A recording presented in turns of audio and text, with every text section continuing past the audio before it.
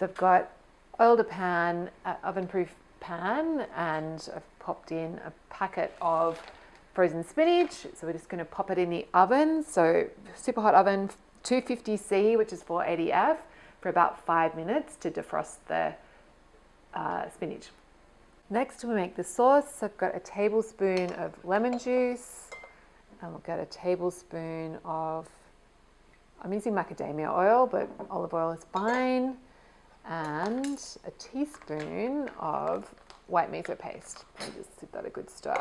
So when the spinach is defrosted, we're going to make 4 little holes. Add your eggs, pour over this miso sauce, and pop back in the hot oven for 10 minutes. When the eggs are cooked, just serve them with a sprinkle. So you could either go some sesame seeds, some togarashi, or one of my favorites, furikake.